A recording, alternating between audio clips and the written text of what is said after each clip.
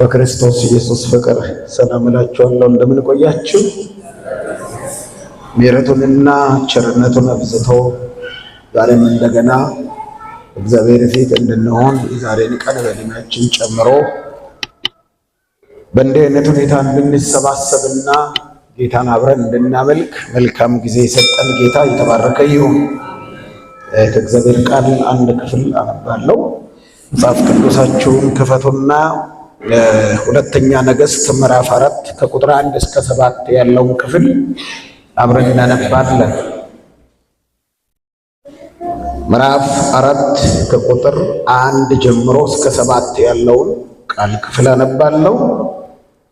ከነቢያትም ወገን ምስቶች አንዲት ሴት ባሌ ባሪያ ሞቷል፣ ባሪያም እግዚአብሔርን ይፈራ እንደነበረ አንተ ታውቃለህ፣ ባለዕዳ ልጆችም ባሪያዎች አድርጎ ሊወስዳቸው መጥቷልና ብላ ወደ ኤልሳዕ ጮኸች። ቁጥር 2 ኤልሳዕም አደርግልሽ ዘንድ ምን ትሻለሽ? በቤትሽ ያለውን ንገሪኝ አላት። እርሷም ለእኔ ለባሪያ ከዘይት ማሰሮ በቀር በቤቴ አንዳች የለኝም አለች። እርሱም ሄደሽ ከጎረቤትሽ ሁሉ ከሜዳ ባዶ ማድጋዎችን ተዋሺ፣ አታሳንሻቸውም አላት። ገብተሽም ከአንቺና ከልጆችሽ በኋላ በሩን ዝጊ፣ ወደ እነዚህም ማድጋዎች ሁሉ ዘይቱን ገልብጪ፣ የሞላውንም ፈቀቅ አድርጊ። እንዲሁም ከእርሱ ሄዳ በሩን ከእርሷና ከልጆቿ በኋላ ዘጋች። እነርሱም ማድጋዎቹን ወደ እርሷ ያመጡ ነበር፣ እርሷም ትገለብጥ ነበር። ማድጋዎችን በሞሉ ጊዜ ልጆቿ ደግሞ ማድጋ አምጡልኝ አለችው። እርሱም ሌላ ማድጋ የለም አላት። ዘይቱ ቆመ። መጥታም የእግዚአብሔርን ሰው ለእግዚአብሔር ሰው ነገረችው። እርሱም ሄደሽ ዘይቱን ሽጪ፣ ለባለዕዳውም ክፈይ፣ አንቺና ልጆችሽ ከተረፈው ተመገቡ አለ ይላል። ክብር ለጌታ ይሁን። ይህንን ክፍል እንግዳ ይሆንባችኋል ብዬ አላስብም። እኔም ብዙ ጊዜ የማነበው ብዙ ቦታም ስነበብ የሰማሁት ሰባኪዎች ሲሰብኩ ተሰብኬ ያውቃለሁ፣ እኔም ሰብኬ ያውቃለሁ። ዛሬ ግን እንደገባኝ እናንተው እንደዚህ አልገባኝም ነበር። የእግዚአብሔር ቃል ሁል ጊዜ ድንቅ የሆነ መገለጥና መልእክት አለው በውስጡ። እግዚአብሔር ቃል በየጊዜ እግዚአብሔር በመንፈሱ በኩል ገልጦ በሚናገርበት ጊዜ እንግዳ የሆነ ነገር ከውስጡ እናገኛለን። የመልእክቴን ርዕስ እንዲህ ብያለሁ፣ በቂ ምላሽ ከእግዚአብሔር የማግኘት ምስጢር። በቂ ምላሽ፣ የማያዳግም ለረጅም ዘመን ዕድሜ መፍትሄ የሚሆን ምላሽ የማግኘት ምስጢር በሚል ሐሳብ እናገራለሁ። ክፍሏን በሶስት ንዑሳን ክፍሎች ከፋፍዬ ላሳያችሁና ወደ ዋናው ነገር እንገባለንና ከቁጥር 1 እስከ 4 ያለውን ክፍል በምንመለከትበት ጊዜ የነብዩ ባለቤት የጮኸችበትን ጩኸትና ከእግዚአብሔር ሰው ከነብዩ የተሰጣትን ምላሽ የያዘን ሐሳብ እንመለከታለን። የነበረባትን ሸክምና ጭንቀቷን ይዛ ስትጮህና ለምትጮህበት ወይም ለጮኸችበት ምላሽ ነብዩ የሰጣትን ነገር እንመለከታለን። ከቁጥር 5 እና 6 በሁለቱም ቁጥሮች ላይ ደግሞ አንድ ተመሳሳይ ሐሳብ ነው የምንመለከተው። ምንድነው እሱ? የእምነትን መታዘዝና የእግዚአብሔርን መለኮታዊ ተአምራትን የያዘ ሐሳብ እንመለከታለን። የመጨረሻ ደግሞ የክንውን ሪፖርት እንመለከታለን። በእግዚአብሔርም ቤት ሪፖርት አለ ማለት ነው። አንዳንድ ሰዎች ለምነው አግኝተው ያገኙትን ሙጭጭ ብለው የራሳቸው አድርገው ያስቀምጣሉ። የገባቸው ግን ሪፖርት ያደርጋሉ። አግኝቻለሁ ከእጅ እንዴት ነው ልትጠቀመው የሚገባኝ? የኔ ነው አይሉም።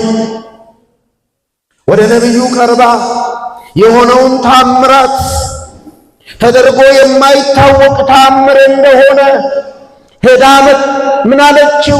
አገኘው ብላ ገበያ እያወጣች ስትሸጥ አናይም። ሪፖርት ስታቀርብ እንመለከታለን። እንደው እግዚአብሔር እንደዚህ አይነት ጥሩ ልብ ይስጠን። አሜን ትላላችሁ? እስቲ አሜን በሉ ባካችሁ። ከእጅህ ነው ያገኘሁት እንዴት ላርገው? ታምራታዊ ነው፣ ከመለኮት ዘንድ የሆነ ነው።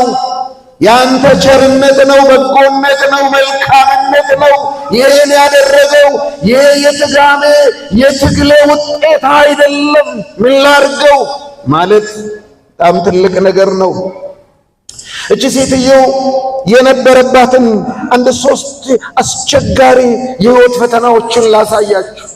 እዛ በኋላ በነጥብ 3ቱንም ሐሳቦች ልናገራለሁ። እቺ ሴትዮ የመጀመሪያ ነገር የልጅነት ባሏን የልጆቿን አባት በማጣት ልቧ የተጎዳ፣ ልባቸው ለተጎዳ በቂ ምላሽ የሚሰጥ እግዚአብሔር በዙፋኑ ላይ ነው። ክብር ለጌታ ይሁን። በቂ ምላሽ የሚሰጥ የሚያሳርፍ ምላሽ የሚሰጥ እቺ ሴት የተጎዳች ሴት ናት። ሰው በምድር ላይ በሚኖርበት ህይወት ጉዳት ይደርስበታል። ለመንፈሳዊ ሰዎችም ጉዳት ይደርስባቸዋል። ምንም አይነካችሁም፣ ጫፋችሁን አይደርስም ተብሎ እንደሚነገር አይደለም። ብዙ መንፈሳዊ ሰዎች ህይወት ላይ፣ ቤታቸው ላይ፣ ትዳራቸው ላይ አደጋ አጋጥሞ ያውቃል። ለምን የሚለውን ነገር እግዚአብሔር ምላሽ ሰጥቶ ስለማያውቅ እኔ ምላሽ መስጠት አልችልም። ለነየው ምክንያትን እግዚአብሔር አልነገራቸውም አይደለም። እግዚአብሔር አንዳንድ ምክንያት አይነግርም ለሰዎች ነገሮች ለምን እንደዛ እንደሚሆኑ እግዚአብሔር አይነግርም። እግዚአብሔር አዋቂ ነው፣ እግዚአብሔር ሉዓላዊ ነው፣ ሁሉን ቻይ ነው ብሎ ከማለት ውጪ ምንም ነገር የለም። ሌላውና ሁለተኛ የኢኮኖሚ ቀውስ ያጋጠማት ባለቤቷን ማጣቷ ሳያንስ ቀጣይ ዘመኗን ሕይወቷን ለመምራት እንዳትችል እንቅፋት ሆኖ ከደጇ ላይ ቆሞ መንቀሳቀስን የሚከለክል አቅም የሚነሳ ጉልበት የሚነሳ ተስፋን የሚያጨልም ባዶነት የሚባል ነገር ነበረባት። ታዲያ ወገኖቼ ሆይ ልጆች ወደ እግዚአብሔር ቤት ይመጡ ዘንድ አትከልክሉ ይላል እንጂ ሲረብሿችሁ ዝም ብላችሁ ተመልከቱ አይልም። ስለዚህ ልጆች እንዳይረብሹን ዲያቆናት ካለው ቢያረጉ ጥሩ ነው። እዚህ ልጆች መምጣታቸው ጥሩ ነው፣ ግን ባይረብሹ ጥሩ ነው። ሶስተኛ ነገር ልጆቿን የሚቀማ ክስ ነበረባት ወይም ዕዳ ነበረባት። በእነዚህ አስቸጋሪ በሶስቱ አስቸጋሪ ሁኔታ ውስጥ ሆና ነው ወደ እግዚአብሔር ትጮህ የነበረው። ለዚህ ነው በቂ ምላሽ ያልኩት፣ ለሁሉም መልስ የሚሆን በሕይወቷ ባጋጠመው ተስፋዋን ባጨለመ ጉዳይ ሁሉ የሚበቃ ምላሽ የሚሰጥ ማን ነው? እግዚአብሔር ብቻ ነው። ጌታ የተመሰገነ ይሁን። የዚች ሴት እግዚአብሔር በቂ ምላሽ የማግኘቷ ምስጢር ምንድነው ብዬ የመጀመሪያ ነጥብ ዕዳዋን ተሸክማ ወይም ይዛ እጦት ወደሌለበት እግዚአብሔር መቅረቧ ነው። ዕዳዋን የዕዳ ሸክም የተጫናትን ከአቅሟ በላይ የሆነባትን በጣም ይገርማል። ምንድነው የምትለው? ባለቤቴ ባሪያ እግዚአብሔርን ይፈራ እንደነበረ አንተ ታውቃለህ እያለች ግን ባለዕዳ ልጆችን ባሪያ አድርጎ ሊወስድብኝ ነው። በነበረኝ ቁስል ላይ ቁስል ሊጨምርብኝ ነው። በነበረኝ ሸክም ላይ ሌላ ሸክም ሊመጣብኝ ነው። ወደ ኤልሳ ስትጮህ ወደ ማን መጮህ ነው? ወደ እግዚአብሔር መጮህ ነው። እቺ ሴት ወደ ሌሎች አበዳሪዎች ቤት አልሄደችም። አንዳንድ ጊዜ ሰው ሲቸገር ለዚህኛው ዕዳ ለመክፈል ለሌላኛው ከሌላኛው ይበደራል ትንሽ ፋታ እንዲሰጥ። ስለዚህ ነው በቂ ምላሽ ያልኩት። አንዳንድ ጊዜ ከሆነ ሰው ችግር ከሆነ ሰው ጋር ከተገናኘብን ችግር ለመፈታት በሌላኛው ችግር ውስጥ እንገባለን። በተለይ ነጋዴ የሆናችሁ ታውቃላችሁ። በንግዱ ዓለም ውስጥ ያሉ ሰዎች የሚያደርጉት ነገር አለ። ከዚህኛው ባንክ ተበድረው ሌላኛው ባንክ ላይ ይከፍላሉ። ከዕዳ ወደ ዕዳ። ዋና ሐሳቤ እሱ ስላይደለ እሱ ጋር አልቆይም። እቺ ሴት እንዲህ አይነት ወደ ተወሳሰበ ጉዳይ ወደ መከታት ነገር ሳይሆን ካለችበት ሁኔታ ከገባችበት ከወረደችበት አዛቅት ውስጥ ሊያወጣት ወደ ምችለው ወደ ሕያው እግዚአብሔር ጮኸች። እሱ ብቻ አይደለም፣ መቼም ወገን ዘመድ ነበራት እኮ እቺ ሴት። ዝም ብሎ ሰው አትሆንም መቼም። ዝም ብሎ መቼም ወገን የሌለው ሰው አይኖርም። ይብዛም ይነስ ይኖረዋል ሰው የሚባል ነገር ይኖረዋል ሰው ዙሪያው ላይ። ወገን ዘመዶቼ ወደ ምትልበት አልሄደችም እቺ ሴት። እቺ ሴት ወዴት ነው የመጣችው? እጥረትና እጦት ወደ ማያስቸግረው አምላክ ነው የመጣችው። ምን ያውቃል ዛሬ በዚህ ጉባኤ መካከል እግዚአብሔር ያለ ምክንያትና ያለ ዓላማ አንድን ነገር አይናገርምና ምን ያውቃል በእንዲህ አይነት ሁኔታ በተወሳሰበ ሁኔታ ውስጥ ገብቶ የሚቸገር ሰው ይኖር ይሆን? ሕይወት የጨለመችበት ተጋፍጦ ማለፍ ያቃተው ይኖር ይሆን?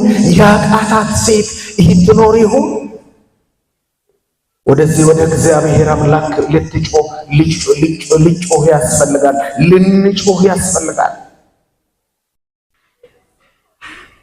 ሌላ ሶስተኛ ነገር ባለቤቴ ወዳገለገለው ሕዝብና ምዕመን ወደ እስራኤል ሕዝብ እሱ ወዳገለገለበት ማህበር አልተጠጋችም። ባለቤቴ ከሁለት ባለውለታቸው እኮ ነበረ፣ እናንተን ሲያገለግላቸው እኮ ነበረ፣ ልጆቹ እኮ አደጋ ላይ ወደቁ አላለችም። ምክንያቱም ማን ያውቃል ሌላ ለጠፍ ስም ሊያወጡባት ይችላሉ። ሌላ ስም የማያወጣ ሰው የነበረበትን ያለበትን የሚያልፍበትን ሕይወት አስቸጋሪ ሁኔታ ወደሚያውቅ የልብን የነፍስን የውስጥን ጩኸት ወደ ምሰማና ወደ ምረዳ ወደ ሕያው አምላክ ወደ እሱ ጮኸች።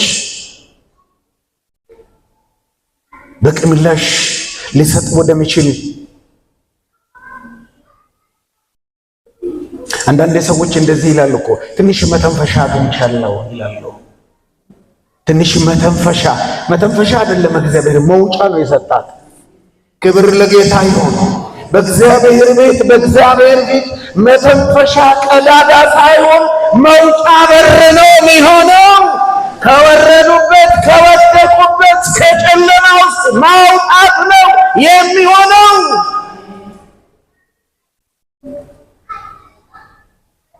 ቁጥር 7 ላይ ይህንን ነው የምትመለከቱት።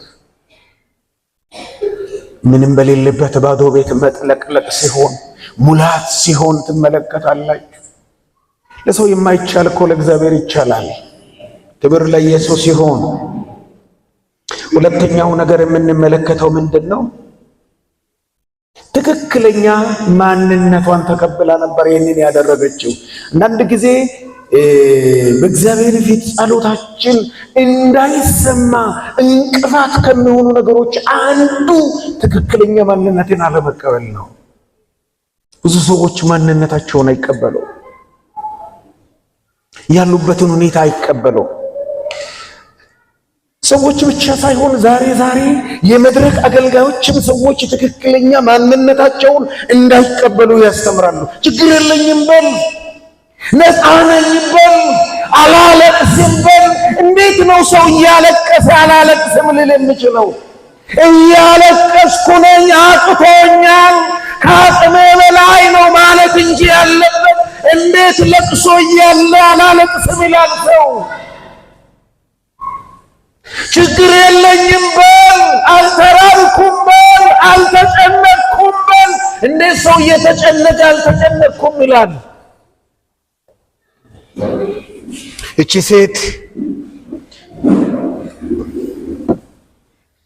ሴት እውነትን ተቀብላለች።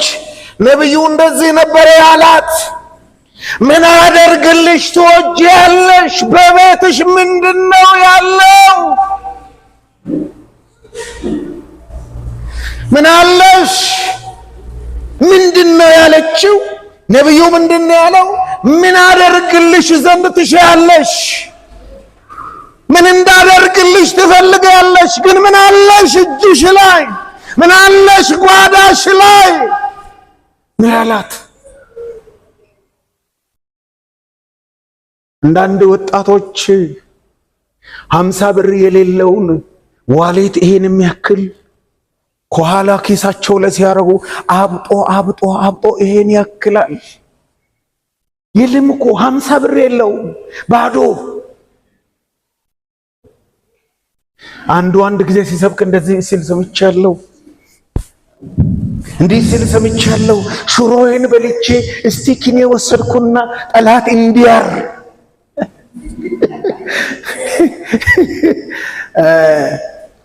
አንዳንድ ይገርማል። የኛ ነገር እኮ በጣም ይገርመኛል። አንዳንድ ጊዜ ስለራሳችን ሳስበው ሽሮ ከበለ በኋላ እስቲኪኔ ያዝኩና ጠላት እንዲያር ብዬ እርሴን እንዲህ አደርጋለሁ። ሽሮ በልቶ ማንን ነው የሚያታልለው? ራሱን። ትክክለኛ የሆነ ነገር አለመቀበል፣ ልክን አለመቀበል። አንዳንድ ጊዜ በኃይላችንም እንትን ይለናል አይደለም? በጣም እርቦን እግዚአብሔር እንደው ሊያበላን ፈልጎ የሆነ ሰው እንትን ሲለን አሁን በልቼ ጠግቤ እንላለን። ጉራችን እኮ ከባድ ነው። እግዚአብሔር ዝቅ ካለ ልብ ጋር ታምራትን ለማድረግ ይፈቅዳል። ክብር ለጌታ ይሁን። ትክክለኛ ነገር የምናገር ትክክለኛ ነገር ከሚቀበል ሰው ጋር እግዚአብሔር ሥራ መስራት ይፈልጋል። ምንድነው ያለችው? በቤቴ ምንድነው ያለው ብሎ ሲጠይቃት ምንድነው ያለችው? ባለ ዕዳ ነኝ አለች። በማንኛው ባለ ዕዳ ልጆቼን ስትል ምን ማለቷ ነው? ባለ ዕዳ ነኝ፣ ቤቴ ላይ ያለው የዘይት ማሰሮ ባዶ የሆነ ነው። ለካስ እግዚአብሔር የሚፈልገው ባዶን ለመሙላት ነው። እግዚአብሔር የሚጠይቀውና እኛ የምንናገረው የማይገጣጠም ከሆነ እንተላለፋለን። ይቺ ሴት ባለ ዕዳ ነኝ ትላለች፣ ባዶ ማሰሮ አለኝ ትላለች። በዕዳ የተያዙ ከእጄ ሊወሰዱ የተዘጋጁ ልጆች ናቸው ያሉኝ ትላለች። በነገራችን ላይ እግዚአብሔር በእጃችን በያዘነው በጥቂቱ በተራው ነገራችን ላይ ነው ታምራት ማድረግ የሚጀምረው። ክብር ለጌታ ይሁን። አንዳንድ ሰው ያለውን ነገር የያዘውን ነገር ይንቃል፣ ቤተሰቡን ይንቃል፣ የተማረውን ትምህርት ይንቃል፣ የሚሰራውን መስሪያ ቤት ይንቃል፣ የሚከፈልለትን ደሞዙን ይንቃል። አይናቅም። እግዚአብሔር የሰጠን ነገር ክቡር ነው። አሜን ትላላችሁ? በጣም የሚገርም ነገር፣ እንደዚህ አይነት ነገር ከዚህ በፊትም ተናግሬያለሁ እዚህ ቦታ። አንዳንድ ሰው ራሱን አይቀበልም፣ ቤተሰቡን አይቀበልም። ተቀበሉ፣ እንዲህ ነኝ ይበሉ። ይሄ ነው በሉ። ህይወቴ ይሄ ነው፣ ቤቴ ይሄ ነው፣ ኑሮዬ ይሄ ነው፣ ትዳሬ ይሄን ይመስላል በሉ። ለእግዚአብሔር እውነትን ተናገሩ። እንናገር እውነትን። እቺ ሴት እውነትን ተናግራለች። ስለዚህ የማያዳግም ምላሽ አገኘች ከእግዚአብሔር።